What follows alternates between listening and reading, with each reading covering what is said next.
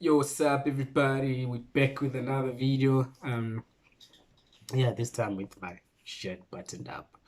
In this one, we just want to talk about different budgeting formats that have worked, I think, personally for me in the over the years, in terms of staying financially disciplined. You know, as we spoke about the emergency funds and the investments and things like that, it's really at the end of the day what's going to take an ability to crack that is going to be the discipline of it. And I think, as with anything, when you're trying to do something and you do it consistently, that can allow you to really have that ability to master something.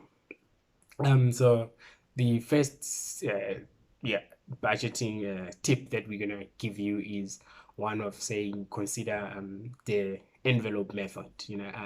So this is, I think, one of the best ways that we've seen people do it, in terms of saying that, okay, what can I do in an ability to ultimately say, okay, this is how I've really divided my money, but sticking to it throughout the months as you do it. So what I did is took the wrote down a budget, and then took several envelopes and inserted different amounts, in terms of saying, okay, I know that my entertainment budget is going to be 3,000 for the whole month, and that's going to be 1.5 for the each weekend, and that just means not buying expensive shampoos, but at the same time it also means that an ability to keep on and having consistently, and being able to do that. And the other thing is an ability to then write down. So if you took money out of these to say this is for groceries, this is for buying bread throughout, then you know that that's the money that's only going to come out of there, going out with family, fixing my car or anything like that. All those envelopes are there, and this enables you to say that if you went out, let's say once, and you blew all your 3K, that's it, and you have to wait the next month. And this helps in terms of saying that this is what I've been able to do.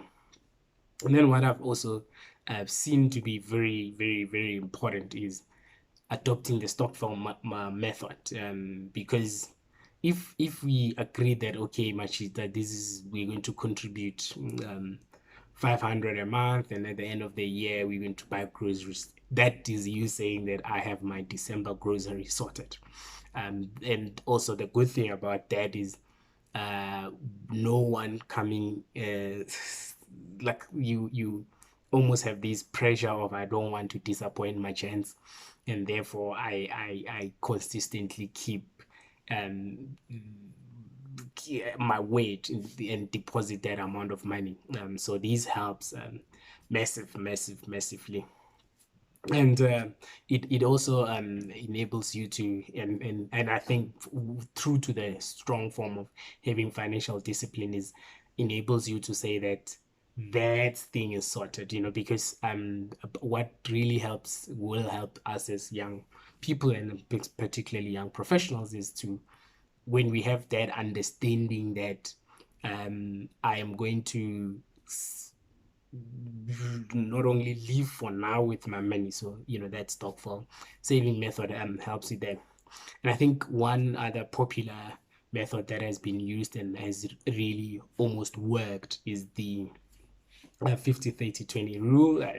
There are different people who seek to divide it in different formats, but that is to say that 50% will go to your needs, 30% will go to your wants, and 20% will go to your savings and investments. And these, I mean, it helps in terms of, you, before even drafting your budget, you already have a particular formula that you use, that you know for sure that this is how I'm going to be able to adopt these. And this helps in making sure that you stick to that budget, but also this helps in terms of making sure that you achieve, for example, what you have planned to invest for your kids, and also save in your emergency fund, or anything that happens. And once you have that, you know for sure that you would have been a very good master of the whatever plan that you have for yourself. And also a popular budgeting method that people use is to budget up to zero. So this is to say that if I earn 60,000 a month, I'm going to divide all my 60,000 or 10,000 into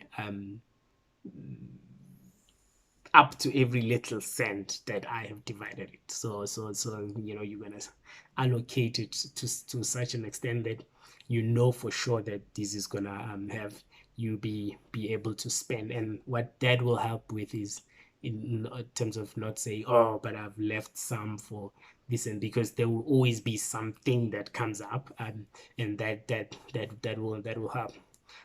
Thing that also have worked for me in terms of budgeting system has been bulk buying.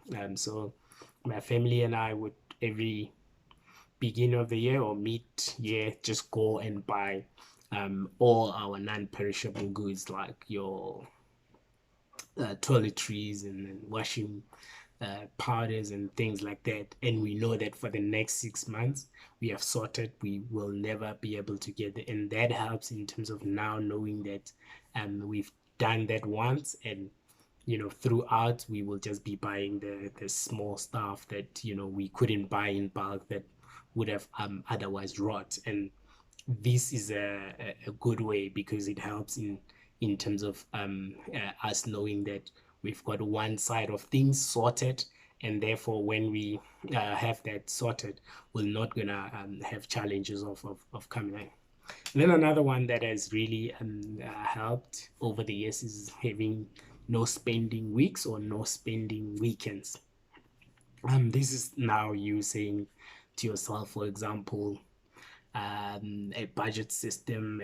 I can see that there's really weaknesses there and there in terms of my finances. I want to get them right. I want to address my credit and things like that. And therefore, in the next week, I'm not gonna spend anything. And this helps in terms of for sure that in the month, for if you decide that in a weekend or in a month, in a week you're not going to spend, that will push you up to if you decided on the 14th, from the 15th to the 21st you're not going to spend that. That is really having you saying that I've really saved up my 7 days, and the next income payday, say it comes on the 25th, it's able to come and find you still with something, and as opposed to and this is where we actually a lot of times, myself when I did it, realized that we actually sometimes spend on unnecessary things just because I've got money and I see someone is selling something that I want to buy, and that then you is often just buying things that are not even on the budget, and these help. Another budgeting method that one has been able to see is where people use this incremental system, where it's just a matter of whatever I spent last month, I'm just gonna put it in, or I'm gonna have an increase of 10% or 5% reduction, and be able to spend that helps in terms of, because for sure that these are the things that I needed, because you can't just start and say, oh yeah, from now on I'm going to have a budget, whilst you don't know for sure and strongly that this is what you need, or this is what you would have needed. And one of the best and big really favorites is where we've seen that a lot of people, yeah, they use this, it's like interesting methods of writing down, but a popular one of writing stuff and putting them on your fridge, that helps in that. Or generally, like if you go to the store and you don't have a grocery list, you are more likely to spend more because everything you see you think you need. And when you've really written things down and put it on top of your fridge, you would know that, yeah, these helps you in terms of being able to improve that. So yeah, Wafay, to get on the budget wall, subscribe to our channels, as we will be giving you, yeah, more tips on how to live a financially savvy life, and how to get some side hustles, and how to do, digital marketing for the side hustles or your business that you have out there. At the end of the day, it's all about us getting some form of financial freedom. And yeah, click like so that other people can see. If you got to the end of the video, send us a heart, and yeah, so that I can highlight you in our next video. So yeah, check you out. Let's keep sticking to our budgets out there.